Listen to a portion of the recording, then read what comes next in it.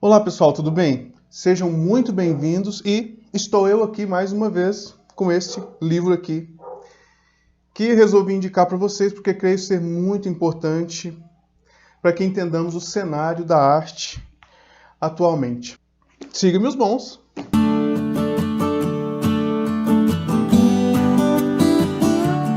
Então, pessoal, antes da gente avançar em alguns pontos desse livro, alguma ajuda, pequena ajuda que eu quero dar com respeito ao entendimento desse livro, eu queria fazer um alerta para que vocês fiquem espertos no tocante a alguns pontos que nós já falamos anteriormente.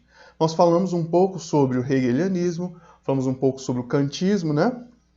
Falamos um pouquinho que a arte, para ser arte, ela se articula de forma política, ela precisa ser de forma política, precisa ter uma função política, né, na sociedade. E isso, pessoal, não está restrito à música, tá? Isso se expande a todo tipo de manifestação. Desde a novela, o filmezinho que você assiste lá para matar tempo, né? Ah, nossa, tô cansado, vou assistir um filme aqui. Aí você coloca lá, é só para matar tempo mesmo. Ou você pega, vou ouvir essa música aqui para que eu possa me divertir. Vou lá no museu. Olha, vou lá no museu ver aquelas obras de arte que tem lá, ou aqueles pontos que estão colocados lá, que retratam a história, né? Pessoal, atenção. É necessário que tudo seja bem avaliado, bem observado. Por quê? Se nós nos permitirmos, de forma displicente, ficarmos em contato com essas coisas, desde museus até a musiquinha simplesinha lá, a música infantil, né? Vamos correr o risco de sermos influenciados de forma que nós não perceberemos. E isso é muito sério.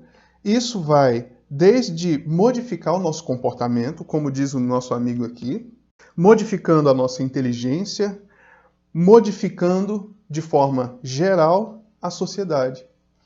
Então devemos ser cuidadosos, ok? Bom, para vocês verem, eu vou falar de uma coisa mais sutil. Quando eu era jovem, eu fiz um curso de museologia. E nesse curso de museologia, o que foi me dito? Que os conteúdos colocados no museu são de ordem estritamente, ou pelo menos extremamente politizadas. Se não for por uma indicação, por um valor principalmente político, aquelas obras, aquelas esculturas, aqueles quadros, aquelas coisas não estarão lá, não estariam lá. Ok? Então estou falando de uma coisa sutil, tá? Então, pessoal, é necessário que estudemos. Nós não podemos nos expor de forma irresponsável a nenhum conteúdo de arte, ok? Aí você pode me dizer, mas acaso você ensina umas músicas aí para tocar violão, umas músicas assim muito pobres, muito... Então, sim, eu ensino. Mas, em contrapartida, eu indico isso aqui também, indico e digo para que vocês possam avançar intelectualmente, avançar no conceito artístico de vocês, ok? Para isso eu indico livros e ouvir a música um momento ou outro, ou assistir um filminho ou outro, se de forma consciente, para um divertimento, você vai numa festinha, vai fazer uma dancinha, aí você faz uma dancinha, mas essa música, essa literatura, esse museu que você vai, essa estrutura que você frequenta, não pode ser o tempo todo. Se é uma coisa, só um pequeno momento para você distrair de alguma maneira, que seja um pequeno momento. A nossa vida precisa ser pautada e fixada de forma consciente em coisas que de fato são cultura, ok? De fato são salutar para nós e para a sociedade à nossa volta, ok? Porque a influência desses caras é muito, muito, muito forte. Ok? E você nem sabe, e você está pensando nos cânones que esses caras colocaram. Marcuse, Adorno, Benjamin, Horkheimer e essa turma de Frankfurt. Ok?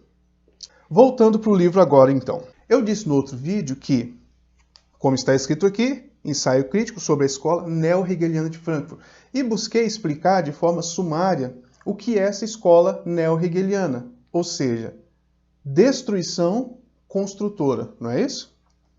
Bom, tendo dito isso, eu quero agora ler na página 33 um ponto que o subtítulo aqui é Além de Marx via Freud.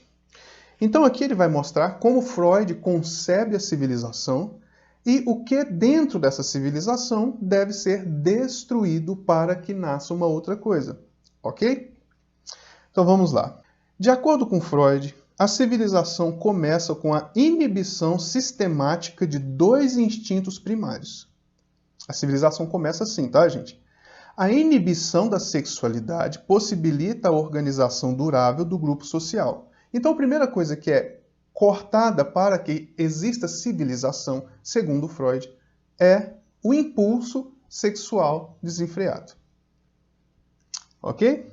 A inibição dos instintos de destruição faculta o domínio dos homens e da natureza, a implantação da hierarquia e da técnica.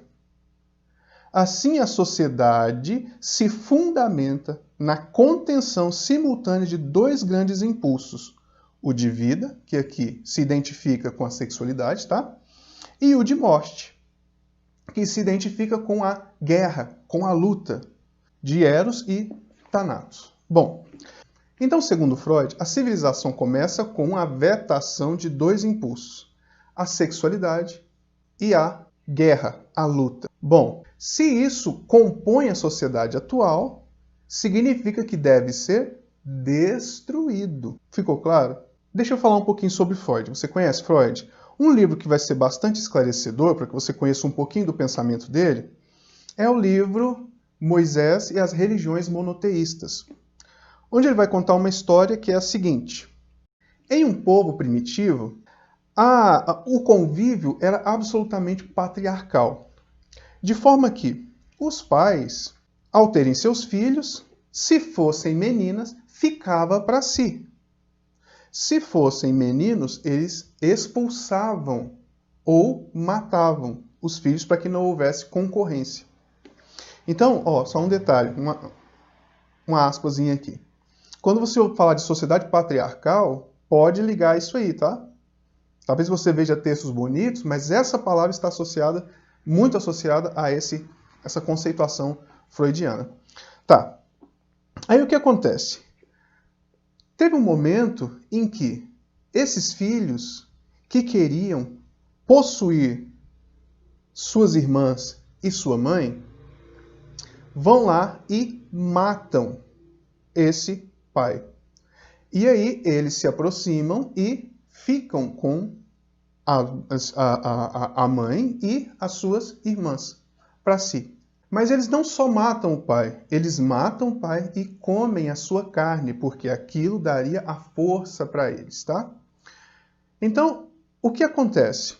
Isso foi engendrado na sociedade, isso fica no subconsciente de todo mundo, de forma que, se hoje você vai à igreja e você come o pão e o vinho lá, se você é religioso, se você é cristão, se você é evangélico, católico, quando você come essa carne, isso é um método de fuga de uma neurose que você tem. Porque essa neurose foi instaurada em todas as pessoas, em todos os homens, principalmente, por causa desse momento lá, esse momento primordial, esse momento da família primitiva lá anteriormente. Então, pergunta para você, se deixa um comentário aí embaixo. Isso é científico, pessoal?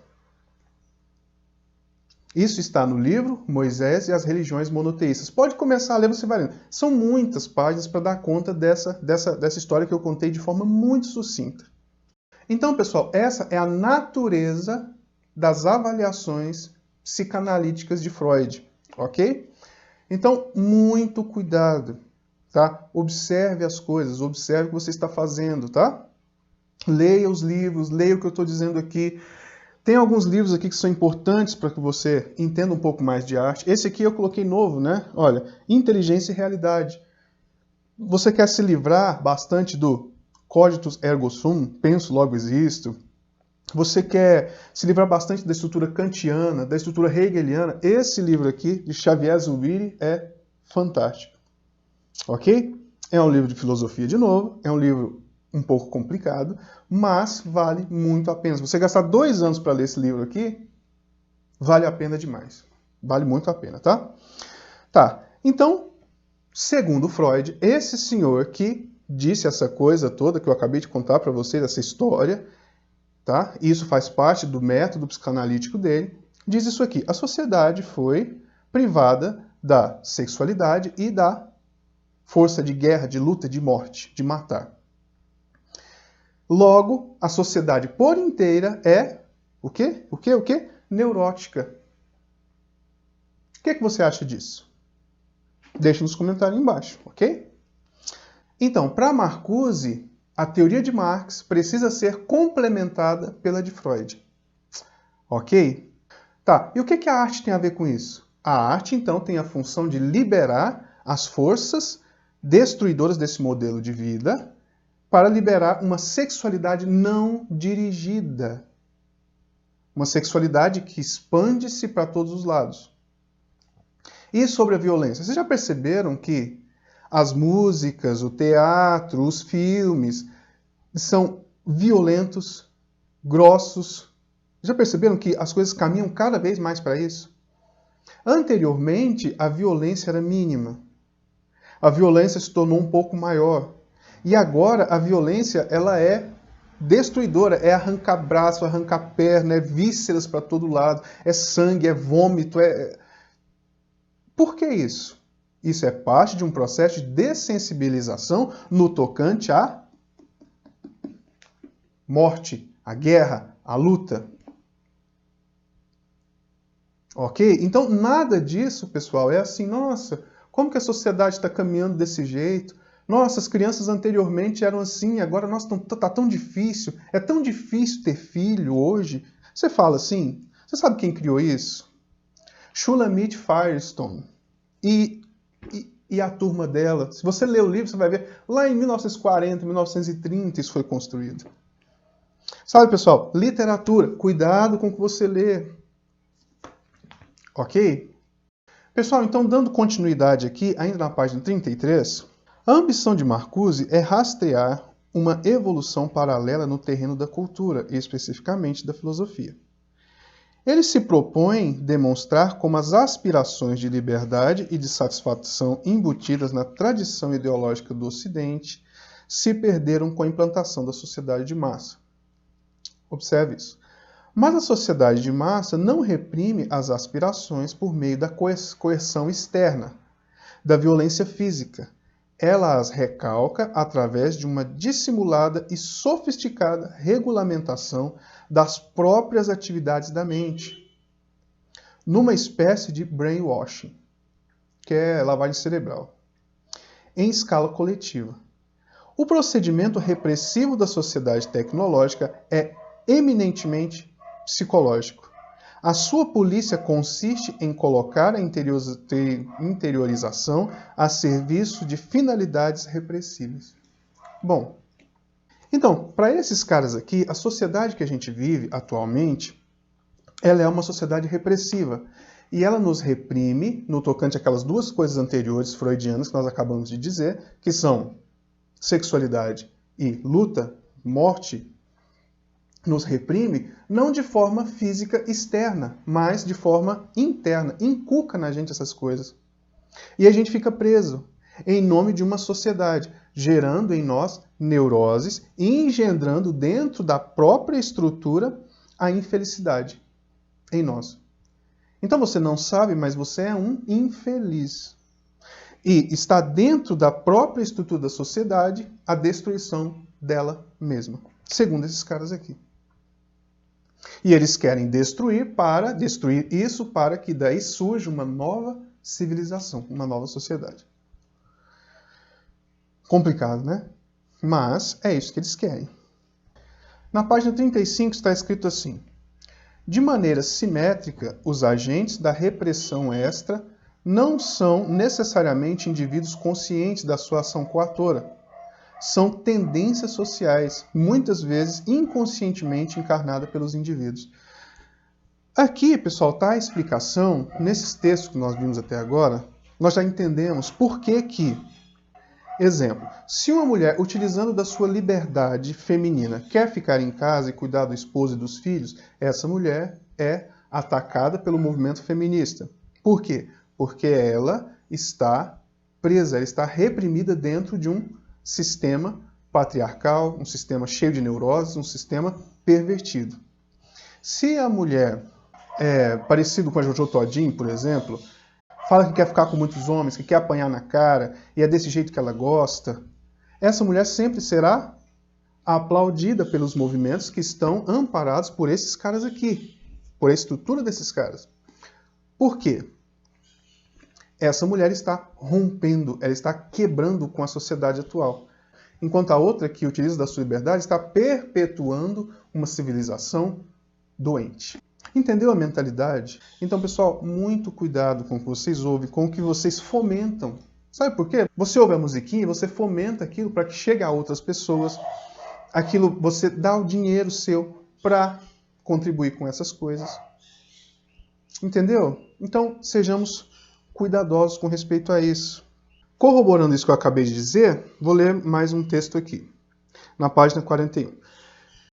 Desse modo, a dessublimação da sociedade de massa não pode ser imputada a uma vitória de Eros. Ao contrário, trata-se de um conformismo oculto, através de uma atitude permissiva em relação à pseudo-liberdade do beatniquismo. Beatniquismo, pessoal, é o molde burguês de viver. Tá? Das inversões sexuais e de tantos outros tipos de extravagância. A sociedade repressiva degrada o verdadeiro erotismo em práticas dirigidas e, assim, lhe subtrai precisamente a dimensão de revolta irredutivelmente individual contra a desumanidade da ordem estabelecida. Então, para esses caras, a ordem estabelecida ela é desumana, não tem nada a ver com o ser humano. E uma das coisas que faz dessa ordem desumana é a sexualidade dirigida. Então, você não pode ter relações sexuais com suas irmãs, com seus irmãos, com sua mãe, com seu pai. Você não pode se casar com uma árvore, por exemplo. Então, tudo isso são coisas que são dirigidas. Entendeu? Pela sociedade repressora. A sexualidade deve ser livre e espontânea. Fluindo para todos os lados. Essa é um dos pensamentos centrais da desconstrução da sociedade. Então você vai ver a arte fluindo para esse lado. Tá claro até aí? Se houverem dúvidas, deixa aqui embaixo, tá? Eu vou deixar esse livro para vocês comprarem. Compra por aqui para dar uma força pro canal, para eu te fazer mais vídeos nesse teor. Por favor, envie esse vídeo a outras pessoas que você tem interesse. Abra esse vídeo lá e assista com sua namorada, com seu pai, com seu tio. Ok? É muito importante nós sabermos onde nós estamos. Sim? Com toda essa liberação, pessoal, Marcuse tem uma utopia. Ok? Aqui está na página 44. A utopia de Marcuse se situa além de toda a história visível. Mas ela existe.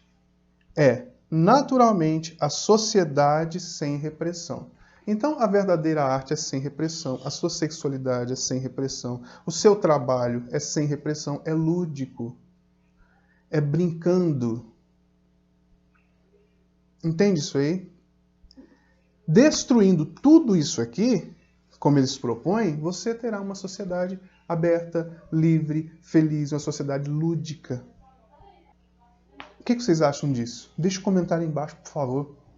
Ok? Por enquanto, pessoal, vamos ficando por aqui. Paramos na página 44, assim, creio ter dado alguma ajuda. Na semana que vem, farei outro videozinho sobre esse livro aqui, tá? Dando um pouquinho maior de ajuda. E eu creio que será o último, tá? Já tenho vídeo sobre esse livro aqui, Música, Inteligência e Personalidade. Gente, isso aqui é absolutamente importante. Vai estar embaixo também. Se você comprar por aqui, será ótimo. Outro bom. Como ouvir música. Ok? Você ouve música mesmo?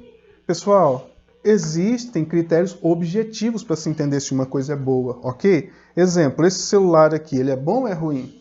Existem critérios objetivos para saber se ele é bom ou ruim. Música também tem. Livro também tem. Ah, mas é o meu gosto, só o meu gosto basta. Muito cuidado que o seu gosto vai te levar para o buracão. Cuidado, ok? Ah, pessoal, estava esquecendo. Por favorzinho, não se esqueça de se inscrever no canal, deixar seu like, ativar o sininho, ok? Porque isso dá uma força pro tio Acaso. E deixa um comentário aí, ok? Muitíssimo obrigado por assistir e até a nossa próxima aula. Valeu, brigadão.